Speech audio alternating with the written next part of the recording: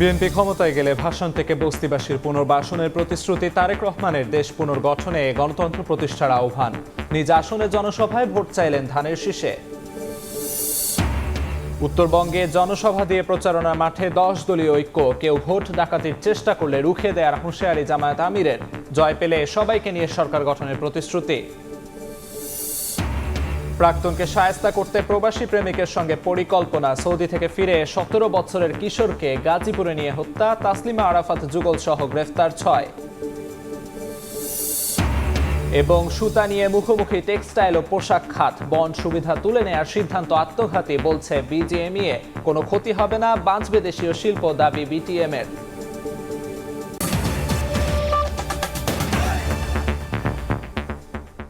সকালের সময়ের সঙ্গে আছি আমি আমিরুল ইসলাম আলিফ।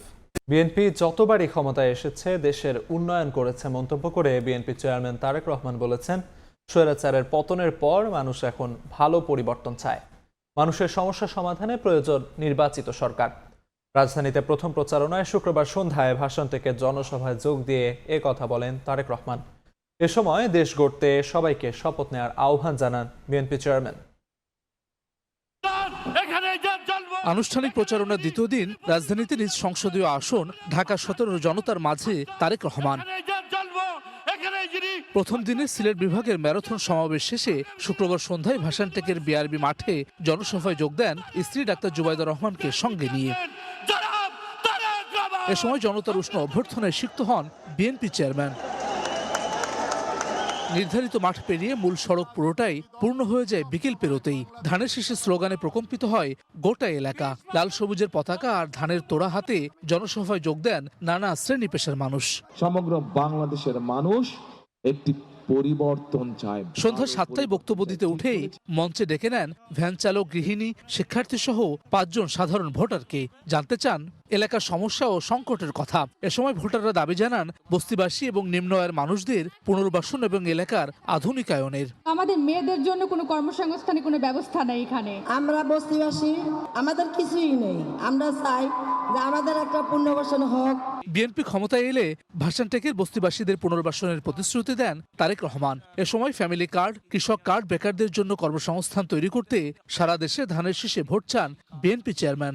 ধানের শীষ সরকার গঠনে সক্ষম হলে এই এলাকাবাসীর পক্ষ থেকে যেই সমস্যার কথা বলে গেছে পুনর্বাসন সহ, ইনশাআল্লাহ আমরা সেই সমস্যার সমাধান করব এই এলাকার মানুষের জন্য। বাংলাদেশের লক্ষ লক্ষ যে তরুণ সমাজের সদস্য আছে, নারী হোক পুরুষ হোক, তাদেরকে বিভিন্ন রকম ট্রেনিং দিব। এই যে এরকম একটি ফ্যামিলি কার্ড বাংলাদেশের প্রত্যেক মা বোনদের কাছে, মাদের কাছে আমরা পৌঁছে দিতে চাই। আপনাদের যে সকল আত্মীয় স্বজন, বন্ধু বান্ধব সারা দেশের বিভিন্ন জায়গায় ছড়িয়ে আছে, আগামী 12 তারিখে যেন তারা ধানের শীষকে নির্বাচিত করে তাদের স্ব এলাকায়, স্ব নির্বাচন এলাকায়। কি ভাই বোনেরা, আপনাদের এলাকার সন্তান হিসেবে কি আমি এটা দাবি করতে পারি আপনাদের কাছে? ইনশাআল্লাহ। ধানের শীষ যতবার নির্বাচিত হয়েছে ততবারই দেশের উন্নয়ন হয়েছে উল্লেখ করে তারেক রহমান বলেন, মানুষের সমস্যা সমাধানে নির্বাচিত সরকার প্রয়োজন। বলেন, স্বৈরাচারের পতন হয়েছে, এখন দেশ গড়তে হবে।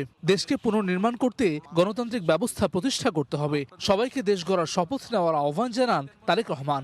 একমাত্র ধানের শীষকে যতবার নির্বাচিত করেছে এই দেশের মানুষ, ততবারই এই দেশের উন্নয়ন হচ্ছে, দেশের মানুষের ভাগ্যের একটু হলেও পরিবর্তন হচ্ছে। গণতান্ত্রিক ভাবে আপনারা যদি আপনাদের প্রতিনিধিকে নির্বাচিত করতে পারেন, তাহলেই কিন্তু আপনি একমাত্র আপনার এলাকার সমস্যা, আপনার সমস্যা আপনি তার কাছে নিয়ে যেতে পারবেন। দেশের প্রত্যেকটি সেক্টর বিগত 15-16 বছরের ধ্বংস হয়েছিল। এই ধ্বংস হওয়ার ফলে আজকে দেশ অনেক পিছিয়ে গিয়েছে।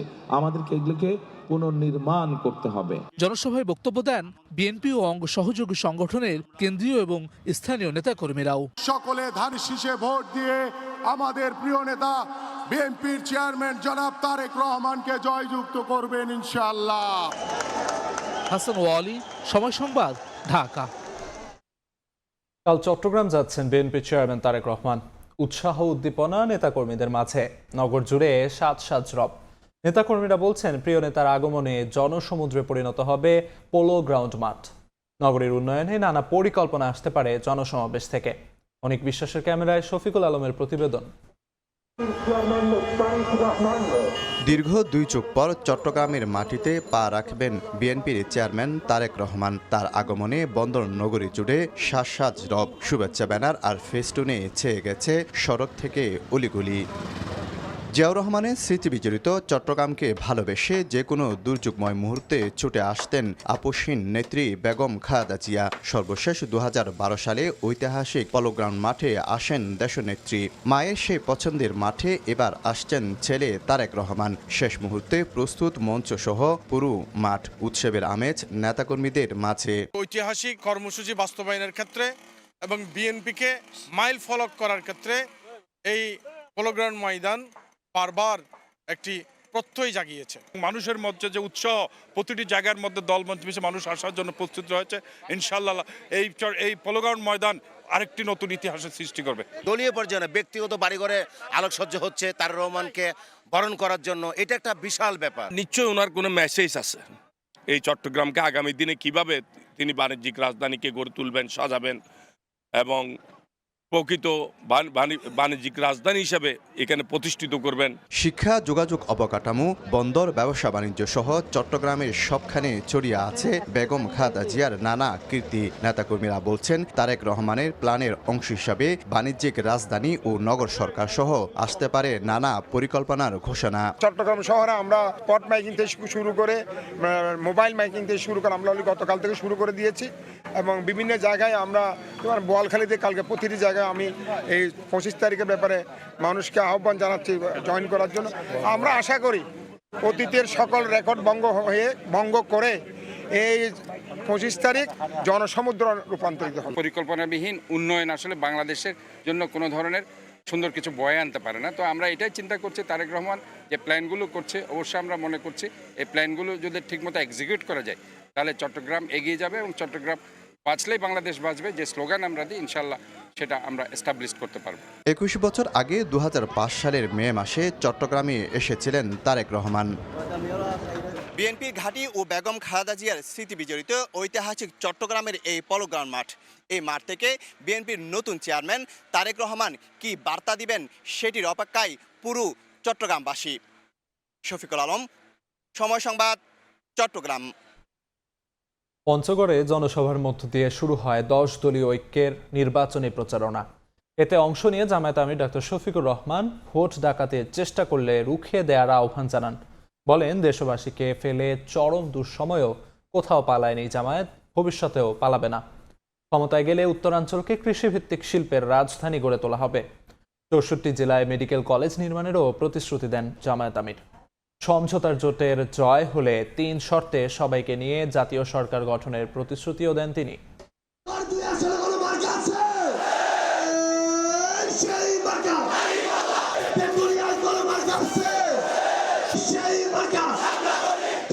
স্লোগানে মুখর পঞ্চগড় চিনিকল মাঠ। 10 দলীয় ঐক্যের জনসভায় যোগ দিতে ভোর থেকেই আগমন ঘটে জেলার নানা প্রান্তের মানুষের। উত্তরাঞ্চল থেকে শুরু হলো জামায়াত আমির ডাক্তার শফিকুর রহমানের দেশব্যাপী নির্বাচনী প্রচারণা। বেলা 12টার দিকে মঞ্চে আসেন জামায়াত আমির। বক্তব্যে বলেন, নির্বাচনে জিতলে উত্তরাঞ্চলকে কৃষিভিত্তিক শিল্পের রাজধানী বানাবে 10 দলীয় নির্বাচনী ঐক্য। ভাই, আমাদের কাছে কোনো কার্ড নাই, আপনারা সবাই ভাই বোনেরা আমাদের কার্ড। আগামীতে বেকার এবং দায় দয়া মুক্ত একটা বাংলাদেশ আমরা করতে চাই। জামায়াত আমির বলেন, দেশবাসীকে ফেলে চরম দুঃসময়েও আমরা কোথাও পালাইনি, ভবিষ্যতেও পালাবো না। ভোট ডাকাতির চেষ্টা হলে রুখে দেওয়ার আহ্বান জানান তিনি। আপনার ভোট কেউ যদি ডাকাতি করে নিতে আসে তাহলে কি করবেন? রুখে দিতে হবে। যুবকরা পরে দিনাজপুরে ও ঠাকুরগাঁওয়ে পৃথক সমাবেশ থেকে নিজেদের কর্মপরিকল্পনা তুলে ধরেন জামায়াত আমির। জানান, 10 দলীয় ঐক্য জয়লাভ করলে 3 শর্তে সবাইকে নিয়ে সরকার গঠন করবে তারা। 3টা শর্ত শুধু মেনে নিতে হবে। কোনো দুর্নীতি নিজে করবেন না এবং কোনো দুর্নীতিবাজকে বগলের নিচে আশ্রয় দেবেন না। বিচার বিভাগ হবে সম্পূর্ণ স্বাধীন। 54 বছরের বস্তা পচা রাজনীতি যেটা দুঃশাসন আর দুর্নীতিতে দেশকে ডুবাইয়ে ফেলেছে, সকল বৈষম্যের আমরা কবর রচনা করতে চাই। রাতে রংপুর পাবলিক লাইব্রেরি মাঠে নির্বাচনী জনসভায় অংশ নেন জামায়াত আমির। বলেন, গত 17 বছর সবচেয়ে মজলুম হলেও গত 1.5 বছর কারো ওপর জুলুম করেনি জামায়াত। যারা বিগত সময়ে মজলুম হলেও এখন জুলুমকারী হয়েছে, তাদের জন্য লাল কার্ড নিয়ে অপেক্ষা করছে জনগণ। রঙিন স্বপ্ন দেখিয়ে মজার মজার কথা বলে আপনাদেরকে একেবারে দেখবেন যে চৌথাই আসমানে পাঠায় দিচ্ছে। এরা দুঃখবাজ, চিনে রাখবেন। এদেরকে ইয়েস বলবেন না, এদেরকে কি বলবেন? এদেরকে বলবেন তোমাদের জন্য লাল কার্ড। উত্তরাঞ্চলের 4 জেলায় 4 জনসমাবেশের মাধ্যমে ঢাকার বাইরের নির্বাচনী প্রচারণা শুরু করলেন বাংলাদেশ জামায়াত ইসলামের আমির ডাক্তার শফিকুর রহমান। উত্তরাঞ্চলের মানুষদের দিলেন নানা প্রতিশ্রুতি এবং জানালেন নির্বাচনে জয়ী হলে কি করবেন উত্তরাঞ্চলের মানুষের জন্য। রংপুর থেকে শফিক মুন্সি, সময় সংবাদ। সকালের সময় আরো থাকছে। এলিভেটেড এক্সপ্রেসওয়েতে যুক্ত হচ্ছে আরও 4টি র্যাম্প। রাজধানীর যানজট কমার আশা। বাস্তবায়নের আগে কারিগরি পরীক্ষার তাগিদ, ত্রুটি থাকলে ভোগান্তির শঙ্কা। নারায়ণগঞ্জের 18 বছরের কিশোরী তাসলিমা আক্তার সাবেক প্রেমিক আদিয়াত সায়ারকে শায়েস্তা করতে বর্তমান প্রেমিক সৌদি প্রবাসী আরাফাত হোসেনের সঙ্গে করেন পরিকল্পনা। প্রেমিক সৌদি থেকে দেশে ফিরলে কেরানীগঞ্জ থেকে আদিয়াতকে শারীরিক সম্পর্কের প্রলোভনে নেওয়া হয় 300 ফিটে। এরপর সেখান থেকে গাজীপুরের পুবাইলে নিয়ে বাস্তবায়ন করা হয় হত্যার মিশন। আদিয়াতের বাবার অপহরণ মামলার তদন্তে লোমহর্ষক এই হত্যাকাণ্ডের ঘটনা উন্মোচন করেছে ডিবি। গ্রেফতার করা হয় তাসলিমা, আরাফাত সহ 6 জনকে। মাসুদুর রহমানের রিপোর্ট। গত বছরের 2 নভেম্বর কেরানীগঞ্জ থেকে নিখোঁজ হয় 17 বছরের কিশোর আদিয়াত। এইচএসসি পাশ করে পিরোজপুর থেকে ফ্রিল্যান্সিং এর কোর্স করতে এসেছিল। থানায় জিডি করেও সুরাহা না পাওয়ায় আদালত হয়ে কদমতলী থানায় অপহরণ মামলা করে পরিবার। অল্প বয়সী ছেলেরা এরকম হয়, নিজে আত্মগোপনও করতে পারে।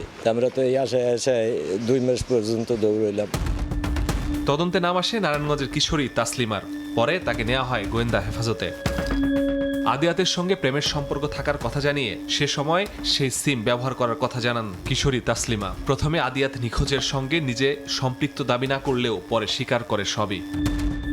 গোয়েন্দাদের তাসলিমা জানান 1 বছরের সম্পর্ক ছিল আদিয়াতের সঙ্গে, পরে ব্রেকআপ হয় তাদের। গাজীপুরের আরাফাতের সঙ্গে সম্পর্কে জড়ায়। আরাফাত সৌদি আরব চলে গেলে আদিয়াতের নিজের কাছে থাকা আপত্তিকর ছবি পাঠিয়ে উত্ত্যক্ত করে আসছিল বলে দাবি করে তাসলিমা। এরপরে তাকে হত্যার ছক কষে তারা। আদিয়াতের সাথে আমার যখন সম্পর্ক ছিল তখন ওর লগে আমার ফিজিক্যালি রিলেশন হয়েছিল। তখন আমরা দুজনের অনেকগুলো ছবি ওর ফোনে রাখছিল। আমার ওই ছবিগুলো ডিলিট না করে এলাকার ছেলে করে দিছে। পরিকল্পনা অনুযায়ী সৌদি আরব থেকে 2 নভেম্বর দেশে ফিরে আরাফাত। পরদিন শারীরিক সম্পর্কের প্রলোভনে আদিয়াতকে 300 ফিটে ডাকে তাসলিমা। এরপর নিয়ে যায় পুবাইল। আরাফাত তার এলাকার 7 বন্ধু বড় ভাইকে নিয়ে গলায় রশি পেঁচিয়ে হত্যা করে আদিয়াতকে। আদিয়াত এক পর্যায়ে বাঁচা করে যেন ঠিক করে হাত বের করে অটো থেকে সুতা দিয়ে রাকিব ভাই আর আরাফাত গলায় খালি পেঁচাইছে, অটো থেকে করে ওরে ফালাইছে। পরে খোঁজ করা হয় পুবাইল থানায়। জানা যায় 4 নভেম্বর পুবাইল রেল স্টেশনের পাশের কালভার্টের নিচে পানির ভেতর থেকে একটি মরদেহ উদ্ধার করা হয়। রাস্তাতে এখানে মারছে তা না, দূর থেকে আনছে, গাড়ি দিয়ে আইনা ব্রিজের নিচে রেখে গেছে। পরে অজ্ঞাতদের আসামি করে হয় হত্যা মামলা। বেওয়ারিশ হিসেবে আদিয়াতকে দাফন করা হয় গাজীপুরের কবরস্থানে। টঙ্গীতে অভিযানে যায় গোয়েন্দা পুলিশ। পরে গ্রেফতার করা হয় তাসলিমার সে প্রেমিক আরাফাত সহ 5 জনকে। জিজ্ঞাসাবাদে উন্মোচিত হয় এটি অপহরণ নয়, হত্যা মামলা। ঘটনার পরে যে যার মতো করে চলে যায় এবং তারা যে পূর্ববর্তী যে সকল মোবাইল সিম ব্যবহার করতে এগুলো সব ডিস্ট্রয় করে দেয়। মেয়েটাকে আমরা অ্যারেস্ট করতে সক্ষম হয়েছি এবং তাকে আমরা ব্যাপক জিজ্ঞাসাবাদের পরে সে আমাদের কাছে কনফেস করে যে সে আসলে এই ঘটনাটা আসলে হত্যাকাণ্ড। পরিবারের অভিযোগ, আসামিরা বাঁচতে আপত্তিকর ছবি পাঠানোর কাহিনী সাজিয়েছে। আসামিরা বাঁচার জন্য এটা একটা বাহানা, মিথ্যা কথা। এখনো এ মামলায় পলাতক 3 জন। হত্যার অন্য কোনো কারণ আছে কিনা খতিয়ে দেখছে ডিবি। 2 মাসেরও বেশি তদন্ত করে হত্যার রহস্য উদ্ঘাটন হয়েছে ঠিকই, কিন্তু আদিয়াত এখনো অজ্ঞাত হিসেবেই দাফন হয়ে আছে গাজীপুরের একটি কবরস্থানে। পরিবারের এখন অন্যতম প্রধান দাবি, আদিয়াতকে এখান থেকে তুলে নিজের গ্রামের বাড়িতে দাফন করতে চায়। এজন্য তারা প্রশাসনের দৃষ্টি আকর্ষণ করেছে। মাসুদুর রহমান, সময় সংবাদ, পুবাইল, গাজীপুর। এক্সপ্রেসওয়ের সঙ্গে যুক্ত হচ্ছে আরও 4টি নতুন র্যাম্প। এতে নগরীর যানজট কমবে বলে আশা করছেন প্রকল্প সংশ্লিষ্টরা। তবে যোগাযোগ বিশেষজ্ঞদের মতে প্রকল্প বাস্তবায়নের আগে প্রয়োজন যথাযথ কারিগরি ও ট্রাফিক পরীক্ষা। অন্যথায় পরিকল্পনা বাস্তবায়নের সামান্য ত্রুটি হতে পারে বড় ধরনের ভোগান্তির কারণ। অপচয় হতে পারে রাষ্ট্রের অর্থ। আরও জানাচ্ছেন সহকর্মী কামরুল হাসান। ঢাকার যানজট নিরসনে অন্যতম বড় অবকাঠামো প্রকল্প এলিভেটেড এক্সপ্রেসওয়ে। ইতিমধ্যে চালু হওয়া এই এক্সপ্রেসওয়েতে যুক্ত হচ্ছে আরও 4টি নতুন র্যাম্প। প্রস্তাবিত এসব র্যাম্প গুরুত্বপূর্ণ কয়েকটি পয়েন্টকে সরাসরি সংযুক্ত করবে মূল এক্সপ্রেসওয়ের সঙ্গে। সড়ক পরিবহন ও সেতু বিভাগ বলছে, পূর্বাঞ্চলের 300 ফিট সড়কে একটি র্যাম্প, মহাখালী বাস টার্মিনালে একটি র্যাম্প, রামপুরা, আফতাবনগর ও খিলগাঁওকে যুক্ত করতে একটি এবং ঢাকা এলিভেটেড এক্সপ্রেসওয়ের শেষ প্রান্তে মাওয়া এক্সপ্রেসওয়ের সঙ্গে সংযোগ স্থাপনের জন্য আরেকটি র্যাম্প নির্মাণের সম্ভাবনা যাচাই করা হবে। এদিকে নতুন র্যাম্প চালু হলে নগরবাসীর যাতায়াত আরও সহজ হবে বলে মনে করছেন ব্যবহারকারীরা। সব পরীক্ষা নিরীক্ষা শেষে সম্ভাব্যতা যাচাইয়ে উতরে গেলে তবেই চান বাস্তবায়ন। ধারণ ক্ষমতা কতটুকু আছে, আমি যদি 4টা র্যাম্প বাড়াই ধারণ ক্ষমতা নিবে কিনা, সেক্ষেত্রে আপনার যে যারা এই প্রকল্প যারা বাস্তবায়ন করে তাদের অবশ্যই উচিত হবে যে অধিক যাচাই বাছাই করে এগুলো সম্পন্ন করা। এত বড় একটা প্রজেক্টের ক্ষেত্রে আমার মনে হয় সব ধরনের ফিজিবিলিটি টেস্ট করে দেন এক্সিকিউশনে যাওয়া উচিত। সরকারের এটা যাচাই বাছাই করে যদি এটা ধারণ ক্ষমতা ঠিক থাকে এবং 4টা র্যাম্প বাড়ালে যদি উপকার হয় জনসাধারণের, তাহলে অবশ্যই সেটা বাড়াবে। এই প্রকল্পটা যদি যাচাই বাছাই করে যদি সম্ভব হয়, যদি আগে টেস্ট করে দেখো যদি ভালো হয়, তার জন্য করা হয়।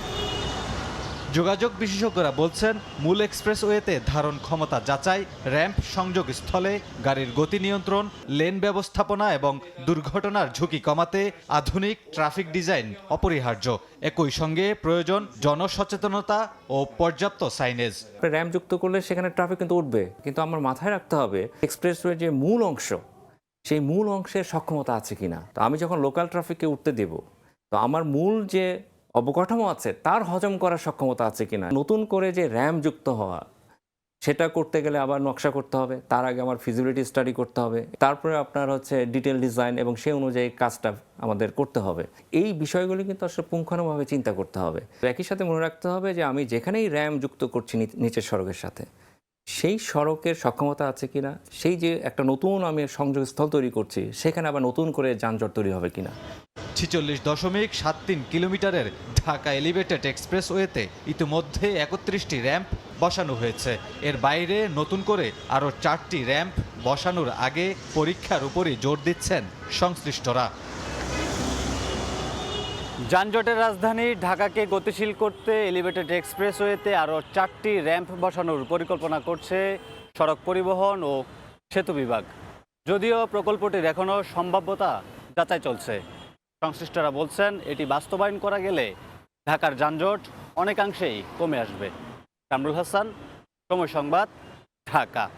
চলতি মাসের মধ্যে 10 থেকে 30 কাউন্ট সুতা আমদানিতে বন্ড সুবিধা প্রত্যাহারের সিদ্ধান্ত কার্যকর না হলে ফেব্রুয়ারি থেকে বন্ধ থাকবে দেশের সব সুতাকল। এমন ঘোষণা দেয়া বিটিএম এর যুক্তি, বন্ড সুবিধা প্রত্যাহার হলেও ডিউটি ড্রব্যাক থাকায় কোনো ক্ষতি হবে না তৈরি পোশাক শিল্পের। যদিও বিজিএম এর দাবি, এই সুপারিশ কার্যকর হলে ধ্বংসের মুখে পড়বে পোশাক শিল্প। এ অবস্থায় দেশের সার্বিক অর্থনৈতিক স্বার্থকে সামনে রেখে চূড়ান্ত সিদ্ধান্ত নেওয়ার পরামর্শ অর্থনীতিবিদদের। কামরুল হাসান সবুজের রিপোর্ট।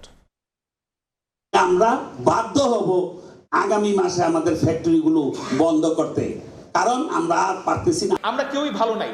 আমার 200-250 গার্মেন্টস বন্ধ হয়ে গেছে। বাকিরা আমরাও আইসিইউর মধ্যে আছি, কিন্তু তাই বলে তো আরেকজনকে মাইরে আমি আর বাঁচতে পারবো না। যার যার ব্যবসা তার করতে হবে।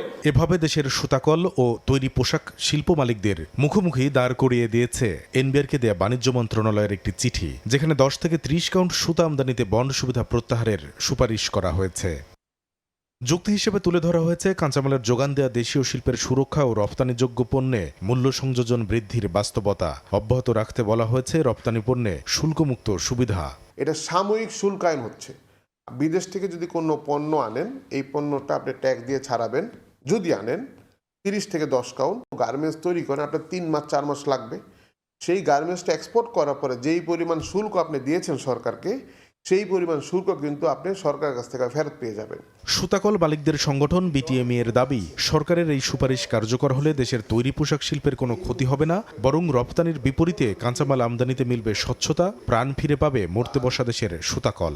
কটন সুতার ক্ষেত্রে 10 কাউন্ট থেকে 30 কাউন্ট বলেছি, এটা 9 কাউন্ট না কেন, যাতে আমাদের এক্সপোর্টার মিলগুলো যাতে কোনো রকম প্রবলেম ফেস না করে। তবে তৈরি পোশাক রপ্তানিকারকদের শীর্ষ সংগঠন বিজিএমইএ বলছে, এই সুপারিশ সিদ্ধান্ত হয়ে তাদের সামনে এলে বিশ্ববাজারে পিছিয়ে পড়বেন তারা। স্থানীয় সুতাগুলো বেসিক্যালি কোনো বেনিফিট পাবে না। এটা যেটা হবে যে আমরা রপ্তানি অর্ডার হারাবো, অর্ডার যখন আরও কমে যাবে ওনারা সুতাটা বিক্রি করবে কার কাছে? ওনারা তো সুতা রপ্তানি করে না, ওনাদের সুতা কিন্তু স্থানীয় রপ্তানিকারক যারা তারাই কিন্তু কিনছে। ওনাদের 100% কিন্তু ডিপেন্ড হলো স্থানীয় যে গার্মেন্টস ইন্ডাস্ট্রি তাদের কাছে। তাই বন্ড সুবিধা প্রত্যাহার নয়, বরং প্রণোদনা নিয়ে সরকারকে উদ্যোক্তাদের পাশে দাঁড়ানোর পরামর্শ সংগঠনটির। ওনারা যে শুল্ক দিয়ে যে সলিউশন চাচ্ছে এটা কিন্তু আসলে স্বল্পমেয়াদীরও সলিউশন না, দীর্ঘমেয়াদীর কোনো সলিউশন না। এইটা হলো আত্মঘাতী সলিউশন। সমাধানটা সরকারকে অন্যভাবে করতে হবে। সেটার জন্য আমরা প্রস্তাবনা দিয়েছি বিজিএমইর পক্ষ থেকে, প্রত্যক্ষ অথবা পরোক্ষভাবে প্রণোদনা দিয়ে এই ইন্ডাস্ট্রিগুলোকে বাঁচিয়ে রাখা। দেশের সবচেয়ে বড় রপ্তানি খাতের সংগঠনগুলোর মুখোমুখি এমন অবস্থানের প্রেক্ষিতে চূড়ান্ত সিদ্ধান্তে দেশের সার্বিক অর্থনৈতিক স্বার্থকে অগ্রাধিকারে রাখার পরামর্শ অর্থনীতিবিদদের। একটা কিছু পরিবর্তন হলে কোনো পক্ষের একটু লাভ হতে পারে, কোনো পক্ষের ক্ষতি হতে পারে, কিন্তু মূল বিষয়টা দাঁড়ায় যে আমাদের সার্বিকভাবে কোনটা আমাদের জন্য মঙ্গলজনক। প্রণোদনা সুবিধা পেয়ে ভারত তুলনামূলক কম দামে বাংলাদেশে সুতা রপ্তানি করে বলে অভিযোগ খাত সংশ্লিষ্টদের। কামরুল হাসান সবুজ, সময় সংবাদ, ঢাকা। বেনাপোল কাস্টমস হাউসে চলতি অর্থ বছরের প্রথম 6 মাসে লক্ষ্যমাত্রার বিপরীতে রাজস্ব ঘাটতি হয়েছে 1013 কোটি টাকা। বাণিজ্য নিষেধাজ্ঞা এবং মিথ্যা ঘোষণায় রাজস্ব ফাঁকি বাড়ায় এমন পরিস্থিতি বলে দাবি ব্যবসায়ীদের। তবে বছর শেষে রাজস্ব আদায়ের লক্ষ্যমাত্রা অর্জিত হওয়ার ব্যাপারে আশাবাদী কাস্টমস কর্তৃপক্ষ। বেনাপোল প্রতিনিধি আজিজুল হকের তথ্য ও শাওন হোসেনের ছবিতে রিপোর্ট। দেশের চলমান 14টি বন্দরের মধ্যে সবচেয়ে বেশি আমদানি রপ্তানি হয়ে থাকে বেনাপোল বন্দর দিয়ে। চলতি অর্থবছরে বেনাপোল কাস্টমস হাউসকে রাজস্ব আদায়ের লক্ষ্যমাত্রা দেওয়া হয়েছে 8,370 কোটি টাকা। প্রথম 6 মাসে যার পরিমাণ 4,133 কোটি টাকা। বিপরীতে আদায় হয়েছে 3,120 কোটি টাকা। প্রথম 6 মাসে দেখা গেছে লক্ষ্যমাত্রার চেয়ে ঘাটতি রয়েছে 1,013 কোটি টাকা। ইন্ডিয়া এবং বাংলাদেশ দুই সাইডে স্ক্যানিং মেশিন চালু হইলেই আমাদের আমদানি রপ্তানিতে নিরাপদভাবেই আমদানি রপ্তানি হবে। বিভিন্ন কুচক্র মহলের ষড়যন্ত্রের কারণে, অনিয়মের কারণে সেই পরিমাণ রাজস্ব আদায় হচ্ছে না এবং কাঙ্ক্ষিত রাজস্ব যেটা আসার প্রয়োজন সেটা আমরা দেখছি না। সংশ্লিষ্টরা বলছেন, শুল্ক ফাঁকি ও আমদানি বাণিজ্যে বেশ কিছু পণ্যের উপর নিষেধাজ্ঞায় রাজস্ব ঘাটতির কবলে পড়েছে কাস্টমস হাউস। তবে বছর শেষে রাজস্ব ঘাটতি পূরণ হওয়ার ব্যাপারে আশাবাদী কর্তৃপক্ষ। আমরা আশা করছি অর্থ বছর শেষে আমরা আমাদের যে জাতীয় রাজস্ব বোর্ড কর্তৃক লক্ষ্যমাত্রা নির্ধারণ করা আছে তা অর্জন করতে সক্ষম হব। নিরাপত্তার নামে হয়রানি করার কারণেও বেনাপোল বন্দর ব্যবহার কমেছে বলে দাবি ব্যবসায়ীদের। সময় সংবাদ, বেনাপোল। নির্বাচনের দিন যতই ঘনিয়ে আসছে, প্রার্থীদের কাছে সাধারণ ভোটারদের তৈরি হচ্ছে নানা প্রত্যাশা। পাড়া মহল্লা সহ বিভিন্ন স্থানের চায়ের দোকানে সাধারণ মানুষ মেতে উঠছেন ত্রয়োদশ জাতীয় সংসদ নির্বাচনের আলোচনা সমালোচনায়। প্রার্থীদের প্রতিশ্রুতির ফুলঝুরি নয়, উন্নয়ন বঞ্চিত নাটোরবাসী চাইছেন নির্বাচিত জনপ্রতিনিধিদের হাত ধরে কাঙ্ক্ষিত উন্নয়ন। চায়ের আড্ডায় ভোটারদের প্রত্যাশার কথা তুলে ধরেছেন সহকর্মী আল মামুন। আগামী 12 ফেব্রুয়ারি জাতীয় সংসদ নির্বাচন উপলক্ষে সাধারণ মানুষের ভাবনা এবং তাদের চিন্তা ভাবনা জানতে এসেছি আমরা নাটোর সদর আসন, যেটি নাটোর 2 আসন, নলডাঙ্গা উপজেলার মদনহাট বাজারে রয়েছি। সেই মদনহাট বাজারে একটি চায়ের দোকানে, এই চায়ের দোকানের মানুষ তারা কি ভাবছে, কি পরিস্থিতি, সেটি আমরা জানবো।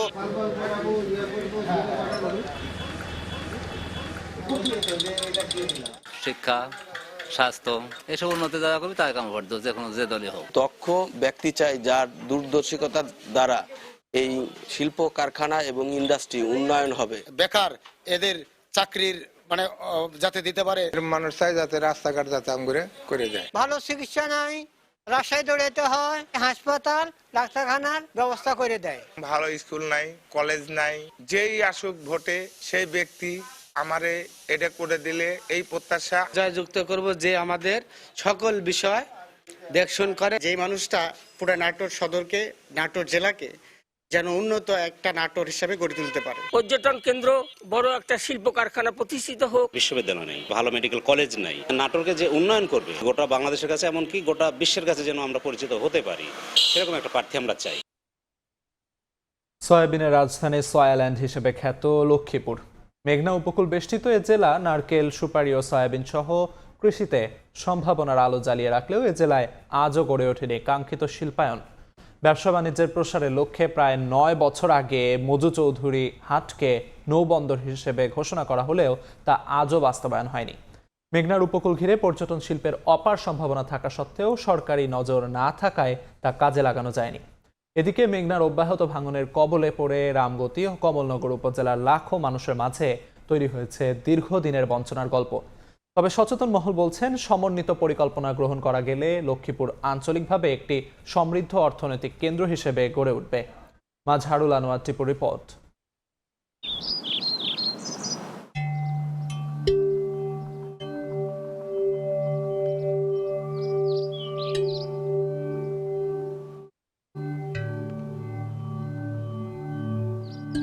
বিশ লাখ জন অধ্যুষিত মেঘনা উপকূলীয় জেলা লক্ষ্মীপুর। এ জেলায় প্রায় 65% মানুষ প্রত্যক্ষ ও পরোক্ষভাবে কৃষির উপর নির্ভরশীল। নারিকেল, সুপারি ও সয়াবিন এই জেলার প্রধান অর্থকারী ফসল। দেশের উৎপাদিত সয়াবিনের 75% উৎপাদন হয় লক্ষ্মীপুরে। এজন্য সয়াবিনের রাজধানী সয়াল্যান্ড হিসেবে খ্যাতি পায় লক্ষ্মীপুর। এছাড়া শীতকালীন শাকসবজি সহ এই জেলার উৎপাদিত পান এই অঞ্চলের অর্থনীতিকে সচল রাখছে। কিন্তু কৃষিতে প্রাচুর্য থাকা সত্ত্বেও দীর্ঘ সময়ও এখানে গড়ে ওঠেনি কৃষিভিত্তিক কোনো শিল্প কারখানা। এতে পণ্যের ন্যায্য মূল্য থেকে বঞ্চিত হচ্ছেন কৃষক, সৃষ্টি হয়নি কর্মসংস্থানেরও। সয়াবিনকে বাজারজাত করার জন্য এখানে যদি একটা কোল্ড স্টোরেজ করে, যেটা প্রক্রিয়াজাত করার জন্য, তাহলে কৃষকরা ন্যায্য মূল্য পাবে। এদিকে পর্যটন শিল্পের অপার সম্ভাবনা থাকা সত্ত্বেও সরকারি নজর না থাকায় তা এখনো কাজে লাগানো যায়নি। রামগতি পৌর শহরের মেঘনার পাড়, কমলনগরের মতিরহাট, জেলা সদরের মজু চৌধুরীর হাট, দালাল বাজারের জমিদার বাড়ি সহ মেঘনার উপকূল ঘিরে কয়েকটি স্থানে গড়ে উঠতে পারে পর্যটন শিল্প। এতে বৃদ্ধি পাবে সরকারের রাজস্ব। টুরিস্ট স্পটগুলো রয়েছে, এগুলির আধুনিকায়ন করে এবং এগুলিকে ন্যাশনালি লিঙ্কেজ স্থাপন করে আরও উন্নয়ন করবে। সেই প্রার্থীকেই আগামী নির্বাচনে এই এলাকার আজন্ম সংগ্রামী মানুষগুলো পছন্দ করবে এবং ভোট দেবে। এদিকে 2017 সালের 14 মার্চ লক্ষ্মীপুর সদরের মজু চৌধুরী হাটকে নৌবন্দর হিসেবে ঘোষণা করা হলেও তা আজও বাস্তবায়ন হয়নি। এতে হতাশ স্থানীয়রা। তারা বলছেন, নৌবন্দরটি বাস্তবায়ন হলে এই অঞ্চলের ব্যবসা বাণিজ্যের প্রসার ঘটবে, গতিশীল হবে অর্থনীতি। 9 বছর আগে আমরাও শুনতেছি নৌবন্দর হবে, কিন্তু এখনো পর্যন্ত এটা বাস্তবায়ন হয় না। আমরা এমন প্রার্থী চাই যে যারা এটাকে নৌবন্দর বাস্তবায়ন করে। এদিকে মেঘনার অব্যাহত ভাঙন কমলনগর ও রামগতি উপজেলার মানুষের জীবনে এনে দিয়েছে অনিশ্চয়তা।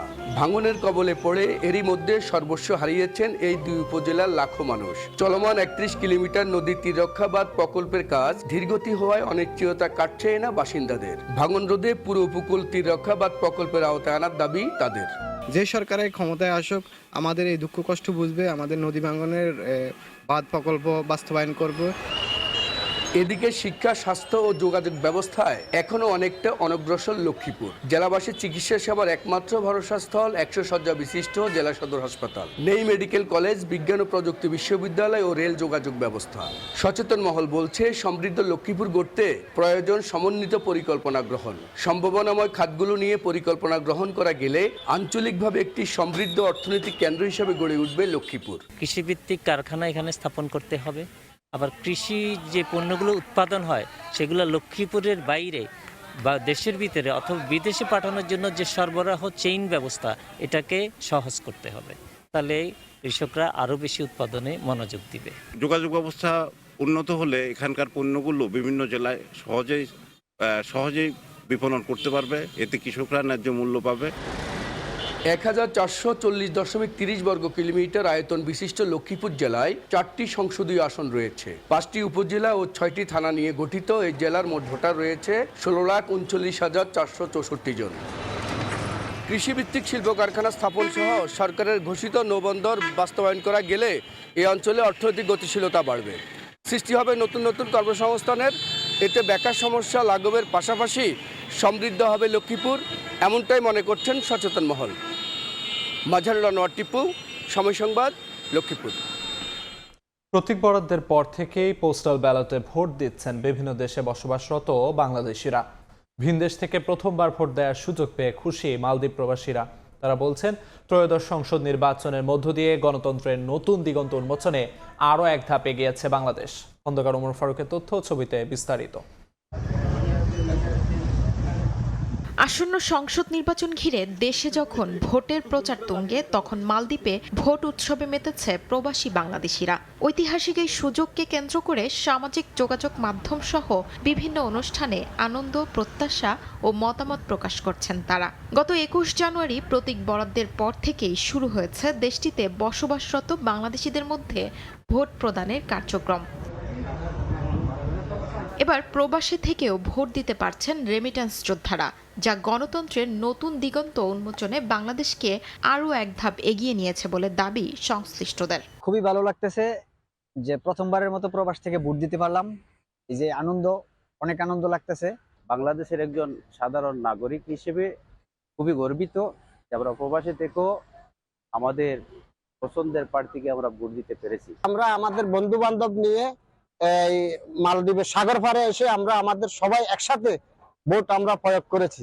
ভোট প্রদান শেষে আগামী 25 জানুয়ারির মধ্যে পোস্টাল ব্যালট নিকটস্থ পোস্ট অফিসে জমা দিয়ে নির্ধারিত সময়ের মধ্যে ব্যালট পাঠাতে প্রবাসী ভোটারদের প্রতি আহ্বান জানিয়েছেন নির্বাচন কমিশন। এতে মালদ্বীপ পোস্ট অফিসে ব্যাপক ভিড় করেন ভোটাররা। তবে আগামীতে আরো সহজেই ভোট দেওয়ার ব্যবস্থা চান প্রবাসীরা। আমাদের প্রবাসীদের জন্য যারা ভালো কাজ করবে, আমাদের সুযোগ সুবিধা নিয়ে সংসদে কথা বলবে, আমরা সেই রকম প্রার্থীদেরই ভোট দিয়ে জয়যুক্ত করব। ইলেকশন কমিশন যে ব্যবস্থাটা করে দিয়েছে, আমি election commission interim governor doctor Mohammad Yunus সহ সবাইকে আমার অন্তরস্থল থেকে সকল প্রবাসীর পক্ষ থেকে আমি ধন্যবাদ জানাই। আগামী দিনে প্রবাসী বাংলাদেশিদের ভোটাধিকার নিশ্চিতের পথ আরও সহজ হওয়ার প্রত্যাশা সংশ্লিষ্টদের। শিউলি রোজা, সময় সংবাদ। রংপুরের শহীদ আবু সাইদের কবর জিয়ারত করছেন জামায়াতের আমির ডাক্তার শফিকুর রহমান। সরাসরি যাচ্ছি সেখানে।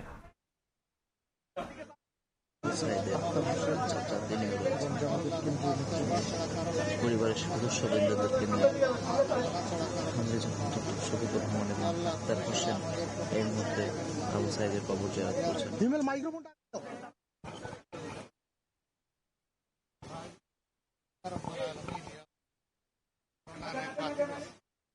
আল্লাহ জুলাইয়ের আন্দোলনে যে ভূমিকা দিয়েছিল জাতির জন্য, ন্যায় সত্যের বিরুদ্ধে, বৈষম্যের বিরুদ্ধে, আধিপত্যবাদের বিরুদ্ধে, ন্যায়ের পক্ষে, দিনের পক্ষে, মানবতার পক্ষে, আয় রাব্বুল আলামিন তুমি তাকে শহীদ হিসেবে করো।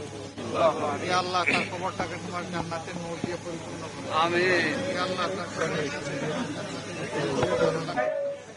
ইয়া রাব্বুল আলামিন, ইয়া আরহামার রাহিমিন, তার বংশের যত মানুষ এই পর্যন্ত দুনিয়া থেকে বিদায় নিয়েছেন তামামকে তুমি মাফ করে দাও। আমাদের যারা মা বাপ আত্মীয় স্বজন দুনিয়া থেকে বিদায় নিয়েছেন তাদেরকেও ক্ষমা করো। আমরা যারা জীবিত আছি তাদেরকে তোমার মকবুল গুলামি করার তৌফিক দান করো। ইয়া রাব্বুল আলামিন, আবু সাইদদের রেখে যাওয়া দায়িত্ব আমাদেরকে পালন করার তৌফিক দান করো। আমিন। ইয়া আল্লাহ, আমরা অঙ্গীকার করেছি আমরা তাদের স্বপ্ন, আমরা তাদের দাবির বাস্তবায়ন করব। আল্লাহ তুমি যদি তৌফিক দাও তাইলেই কেবল সম্ভব। হে আল্লাহ, আমরা তোমার খাস সাহায্য চাই মওলা। ইয়া রাব্বুল আলামিন, ইয়া আরহামার রাহিমিন, বাংলাদেশের ঘরে ঘরে এরকম বিপ্লবী যুবক তুমি পয়দা করে দাও। ইয়া আল্লাহ, জাতির পাহারাদার যারা হবে, ইমানের পাহারাদার যারা হবে, ইয়া রাব্বুল আলামিন, মানুষের কল্যাণে যারা কাজ করবে, দেশের জন্য জীবন দিতে প্রস্তুত থাকবে, ইয়া আল্লাহ এই ধরনের যুবক বেশি বেশি করে তুমি আমাদের সমাজে পয়দা করে দাও। ইয়া আল্লাহ, আমাদের দেশের প্রতি তুমি শান্তির ফয়সালা নাযিল করো। ইয়া আল্লাহ আরহামার রাহিমিন, আগামীর বাংলাদেশকে মাহবুব তোমার রহমত বারাকা দিয়ে তুমি ভরে দিও। ইয়া আল্লাহ, যাদের হাতে ন্যায় বিচার প্রতিষ্ঠিত হবে তাদেরকেই তুমি আল্লাহ সাহায্য করো। ইয়া আল্লাহ, আগামীর দায়িত্ব তাদের হাতে তুলে দিও। পরওয়ারদিগারে আলম আরহামার রাহিমিন, আসমানের নিচে জমিনের উপরে যত মানুষ বিচরণ করেছিল, ইমান নিয়ে যারা দুনিয়া থেকে বিদায় নিয়েছে তাদের সকলকে ক্ষমা করে দাও। খাস করে উম্মতে মুহাম্মদী সাল্লাল্লাহু আলাইহি সাল্লামকে ক্ষমা করে দাও। ইয়া আল্লাহ, এই আবু সাইদের উসিলায় এই এলাকাকে তুমি আলোকিত করে দাও। ইয়া আল্লাহ, দ্বীনি নূর দিয়ে আলোকিত করে দাও।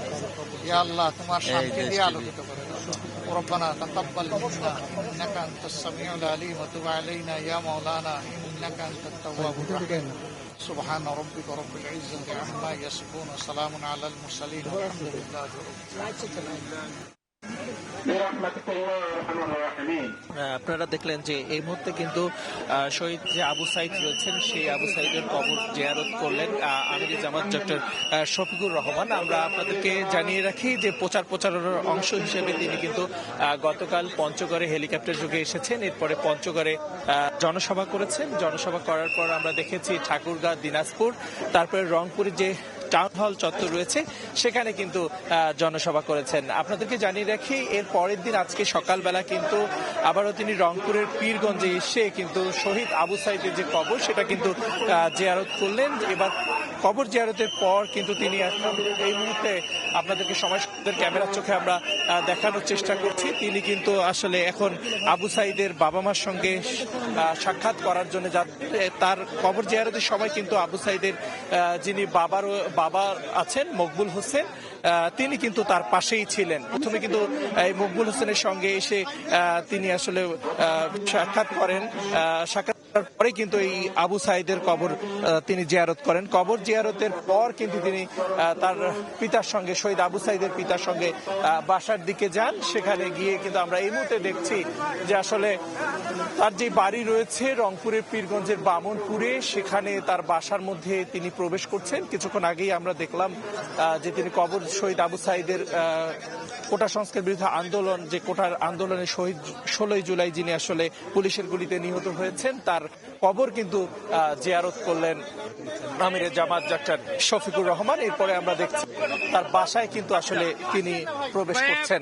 আমরা একটু আপনাদেরকে সময় ক্যামেরার চোখে দেখানোর চেষ্টা করছি। এই মুহূর্তে শহীদ আবু সাইদের বাসার দিকে যাচ্ছেন ডক্টর শফিকুর রহমান আমির জামাত এবং তার পরিবারের যারা সদস্য রয়েছেন তাদের সঙ্গে সাক্ষাৎ করবেন। জানিয়ে রাখি গতকাল কিন্তু রংপুরের টাউন হল চত্বরে তিনি আসলে সমাবেশ করেছেন। সেখানে তিনি বলেছেন যে ইনসাফ ভিত্তিক, বৈষম্য ভিত্তিক কিন্তু বাংলাদেশ গড়তে কিন্তু আসলে কোনো বিকল্প নেই। সেখানে কিন্তু আবু সাইদের যেই বাংলাদেশ গড়ার ক্ষেত্রে যে তিনি এই এত বড় একটি গণ-অভ্যুত্থানে শহীদ হয়েছেন, ইনসাফ ভিত্তিক বাংলাদেশের গড়ার ক্ষেত্রে শহীদ হয়েছেন, সেখানে কিন্তু এই আবু সাইদের যে প্রেরণা, আবু সাইদের যে চাওয়া পাওয়া, সেটাকে সাপোর্ট দিয়ে বা সেটাকে অঙ্গীকারবদ্ধ করে কিন্তু তার দল বাংলাদেশ জামাতে ইসলামী এগিয়ে যাবে। এবং তিনি যেমনটি বলছেন যে আজকে কিন্তু ডক্টর শফিকুর রহমান কিছুক্ষণ আগে এখানে কবর জিয়ারত করেছেন এবং এই কবর জিয়ারতের মাধ্যমে কিন্তু তিনি এরপরে গাইবান্ধা যাবেন, সেখানে জনসভা করবেন, জনসভার পর সিরাজগঞ্জ যাবেন, সিরাজগঞ্জও কিন্তু জনসভা করবেন। ইতিমধ্যে কিন্তু রাস্তায় কিছু কিছু জায়গায় তিনি তার পথসভা করারও কথা আছে কিন্তু আমরা এমনটা জানতে পেরেছি। সেই সাথে কিন্তু তারপরে তিনি পাবনায় যাবেন, এরপরে কিন্তু সড়ক পথে কিন্তু তার ঢাকা ফেরার কথা রয়েছে, এমনটাই কিন্তু আমরা তার সফরসূচি অনুযায়ী কিন্তু জানতে পেরেছি। সবকিছু মিলে যদি একটু বলি, এই মুহূর্তে কিন্তু রংপুরের পীরগঞ্জে যে বামনপুর রয়েছে সেখানে যারা নেতাকর্মীরা রয়েছেন তারা কিন্তু শীতের সকাল উপেক্ষা করেই কিন্তু এই আমিরে জামাতের উপস্থিতির কারণে তারা কিন্তু আসলে একদম দীর্ঘ লম্বা লাইনে পুরো বামনপুর যে গ্রাম রয়েছে আবু সাইদের বাড়ির পাশে, সেটা কিন্তু একদম রাস্তার ধারে ধারে শত শত মানুষের উপস্থিতি এবং জামাত ইসলামের যে কর্মীরা রয়েছে তাদেরকে কিন্তু আমরা তাদের উপস্থিতি কিন্তু আমরা দেখতে পেরেছি এবং এখন পর্যন্ত কিন্তু তারা আছেন। অনেক মানুষও কিন্তু আসলে তার জন্য তাকে এক পলক দেখার জন্য এখানে এসেছেন। এই মুহূর্তে আপনারা সবাই সংবাদের ক্যামেরার চোখে আপনারা দেখতে পাচ্ছেন ডক্টর আমির জামাত শহীদ আবু সাইদের কবর জিয়ারতের পর তার পরিবার যারা রয়েছেন, পরিবারের সদস্যরা যারা রয়েছেন তাদের সঙ্গে কথা বলছেন, তাদের কথা শুনছেন, তারা আসলে কেমন আছেন, কি অবস্থা তাদের, এই বিষয়ে কিন্তু তারা জানতে পারছেন। এবং আমরা দেখেছি যে গতকাল কিন্তু প্রচারণার অংশ হিসেবে আমরা দেখেছি পঞ্চগড়, ঠাকুরগাঁ, দিনাজপুর, নীলফামারী। দেখছেন সকালের সময়। আন্তর্জাতিক প্রসঙ্গ। অভিবাসন বিরোধী অভিযানের প্রতিবাদে ধর্মঘট পালন করেছেন যুক্তরাষ্ট্রে মিনেসোটা অঙ্গরাজ্যের মানুষ। No work, no school, no shopping কর্মসূচিতে অচল হয়ে পড়ে অঙ্গরাজ্যটির মিনিয়াপলিস শহর। অভিবাসন বিরোধী অভিযানে উত্তাল যুক্তরাষ্ট্রের মিনেসোটা অঙ্গরাজ্যের মিনিয়াপলিস শহর। তীব্র সমালোচনার মাঝেও আটক অভিযান চালিয়ে যাচ্ছে ইমিগ্রেশন অ্যান্ড কাস্টমস এনফোর্সমেন্ট আইসিই। নতুন করে একটি গাড়ি আটকানোর ভিডিও সামাজিক যোগাযোগ মাধ্যমে ছড়িয়ে পড়েছে। সেখানে দেখা যাচ্ছে চালককে গাড়ি থেকে জোর করে নামিয়ে মাটিতে ফেলে দেন আইসিই কর্মকর্তারা। এ সময় তাকে হাতকড়া পরিয়ে নিয়ে যাওয়ার চেষ্টা আটকে দেন পথচারীরা। প্রতিবাদের মুখে পরে ওই চালককে ছেড়ে দিতে বাধ্য হয় আইসিই। আইসিইর ধরপাকড়ের প্রতিবাদে স্থানীয় সময় শুক্রবার মিনিয়াপলিসে অর্থনৈতিক ধর্মঘটের ডাক দেন কমিউনিটি, ধর্মীয় ও শ্রমিক ইউনিয়নের নেতারা। তাদের ডাকে শুরু হয় day of truth and freedom কর্মসূচি। আইসিইকে মিনেসোটা ছেড়ে যাওয়ার দাবি তুলেন বিক্ষোভকারীরা। পাশাপাশি অভিযানে গুলিতে নিহত রেনি গোল্ডের হত্যাকারীদের আইনের আওতায় আনার দাবি তুলেন তারা। এছাড়া আইসিইর জন্য অতিরিক্ত ফেডারেল অর্থায়ন বন্ধ করার পাশাপাশি মানবাধিকার ও সাংবিধানিক লঙ্ঘনের অভিযোগে সংস্থাটির বিরুদ্ধে তদন্তের দাবি জানান আন্দোলনকারীরা। এদিন প্রতিবাদে সংহতি জানিয়ে বন্ধ থাকে কয়েকশো ব্যবসা প্রতিষ্ঠান। কর্মবিরতি পালন করেন হাজারো মানুষ। এমনকি নিত্যদিনের কেনাকাটা বন্ধ রাখেন বাসিন্দারা। ধর্মঘটের পক্ষে সমর্থন জানিয়েছে সিটি কাউন্সিলও। চলমান ফেডারেল অভিযান বর্ণভিত্তিক বৈষম্য করছে মন্তব্য করে মিনিয়াপলিসের মেয়র জ্যাকব ফ্রে বলেন, এটি সাধারণ মানুষকে নিরাপত্তা দেওয়ার বদলে ভীত সন্ত্রস্ত ও অসহায় করে তুলছে। শহর থেকে আইসিইকে সরিয়ে নেওয়ার আহ্বান জানান তিনি। যুক্তরাষ্ট্রের অভিবাসন নীতিকে মানবাধিকার ও আন্তর্জাতিক আইনের প্রতি সম্মান বজায় রাখার আহ্বান জানিয়েছেন জাতিসংঘের মানবাধিকার বিষয়ক হাইকমিশনার ভলগার তুর্ক। অভিবাসন নীতি ও আইন প্রয়োগের সময় ব্যক্তিগত অধিকার ও ন্যায্য প্রক্রিয়া অনুসরণ করা উচিত বলে মন্তব্য করেন তিনি। বলেন, অবৈধ অভিবাসী সন্দেহে গ্রেফতার উদ্বেগজনক। বরকতুল্লাহ, সময় সংবাদ। এ পর্যায়ে শীর্ষ সংবাদগুলো জানিয়ে দিচ্ছি আরেকবার। বিএনপি ক্ষমতায় গেলে ভাষণ থেকে বস্তিবাসীর পুনর্বাসনের প্রতিশ্রুতি তারেক রহমানের। দেশ পুনর্গঠনে গণতন্ত্র প্রতিষ্ঠার আহ্বান। নিজ আসনে জনসভায় ভোট চাইলেন ধানের শীষে। শহীদ আবু সাইদের কবর জিয়ারত করলেন জামায়াতের আমির। উত্তরবঙ্গে জনসভা দিয়ে প্রচারণায় 10 দলীয় ঐক্য। কেউ ভোট ডাকাতির চেষ্টা করলে রুখে দেওয়ার হুঁশিয়ারি শফিকুর রহমানের।